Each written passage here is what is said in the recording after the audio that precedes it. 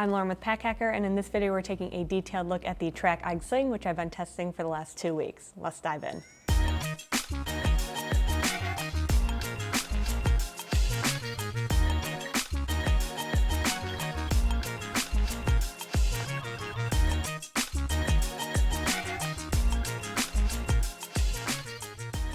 So this sling is named after an island in Scotland. So let us know how you pronounce it down in the comments below. Saw a couple of different things online, so I did my best.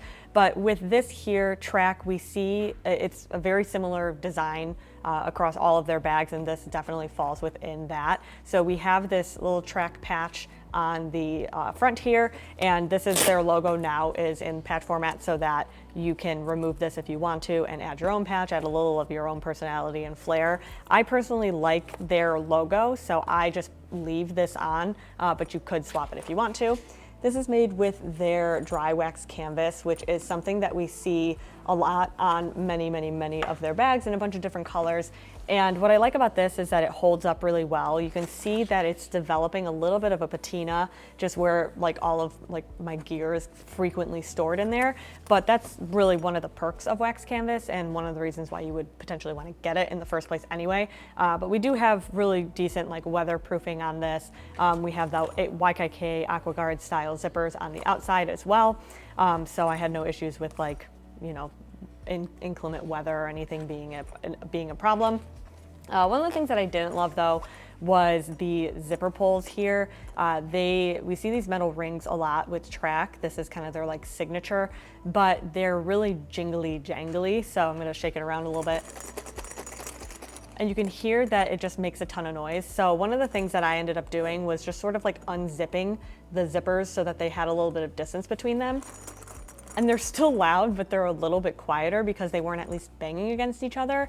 I didn't feel like any of my gear was going to fall out of that hole either, so it did feel pretty secure still, but I was walking around and it was like a nice sunny day. I was walking with some friends, we were talking, and even over all of that, I could still hear myself jangling around. So didn't really love that, but if that's not a huge bother for you, then not gonna be a major issue.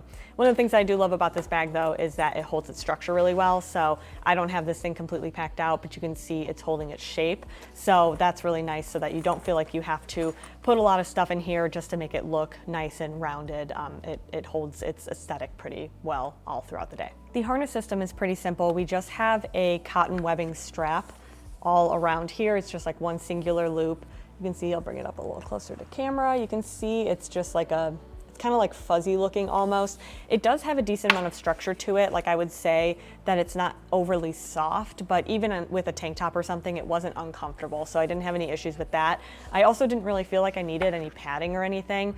This sling is pretty small, and even when it was fully heavy, it didn't feel uncomfortable to wear. So that was really great. The one issue that I did have with this was that and this is something that we see with Trakke in general, they use these metal adjusters, and you can't really quickly create an adjustment here. You have to sort of feed it through and then pull it from the other side to lengthen or shorten it. So it's a little bit hard to do on the fly when you have the sling on, which I'll show you in a second. But otherwise, pretty simple. The only other thing that we have here is a little top carry handle, which is great for really quick grabs. It's not anything special, but it lays really flat to the sling when you're not using it. So I like that because it doesn't impact the aesthetic, but you still have it if you want it. So this is how I primarily wore the bag. I just kept it down closer to my waist, I guess, more towards my hip. So for me, I usually just kept it on my back, but I did have it on my front a couple of different times, and that was perfectly comfortable. But you can adjust the height of this. Like I mentioned, it's a little bit difficult to do on the fly. So if I wanted to just pull this, it doesn't really slide easily. And so then when I want to pull it back, if I want to lengthen it, then it really doesn't pull easily. So for me, I liked to kind of find my adjustment, put it on, and then just take it off and tinker from there. If you wanted to adjust this so it fits a little bit closer to your chest, you can, but it still hangs pretty straight down, and the most I could personally get it was about here.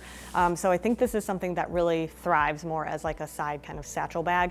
You can do it across your body, or you can do it over one shoulder, but no matter what, it's pretty comfortable. If you're finding this video helpful, hit subscribe so we can keep making content to help you travel smarter. So now we're going to take a look at the internal organization of this bag. So with the outside, we don't have anything special. The only thing we have is a back slip pocket. Oh, another note about the material is it picks up pet hair like crazy. So if you have pets, keep that in mind. Lint rolls off pretty easy, but definitely picks up. I mean, I feel like I keep finding cat hair everywhere. With this back pocket here, you can see it, I kept my phone in here a lot just because it was easy to slide it in and take it out. You could also put, if you wanted to put like a Kindle back here, or if you wanted to put like your passport or something like that. And the reason I say that is because this pocket is actually pretty wide. So you can see how much depth you get in there. And I liked this because even when this main compartment was pretty full, I felt like I still had a lot of space back here to store something larger like my phone. But for the most part, I didn't have this thing packed out completely to the brim. So I felt like I had quick access in this pocket, and it wasn't really uncomfortable against me. Like I didn't feel like it was, bumping up against my hip, or it wasn't bothering me or anything like that. So that was really nice. But that's it for the outside. So going on to the inside here, the shape of this sling actually makes it super easy to get a really wide look at what's inside. You can see it's got kind of like that angled design. But what I did find was that it was difficult to zip this and unzip this one-handed, especially while I was wearing it. Felt like I kind of always had to have both hands like at the ready. Same with zipping it back up. Like it's working pretty nicely for me right now, but when it was like hanging by my side and kind of pulling forward, I found it a little bit difficult. But what is nice is look at how easy it is to see everything in here. Like you get so much visibility on the inside of this thing, which I love. This is a 2.4 capacity, or 2.4 liter capacity, and it feels a lot bigger to me. I feel like I really liked it because it didn't feel big on my body, but I felt like I had a ton of space in here. So that was really great. Just make sure you don't overload this because then it could be harder to close. But in general, the organization inside is pretty simple. Like I've got my wallet in there. I've got, some lotion. I've got these two pockets over here. These are elevated a little bit off the bottom of the sling here.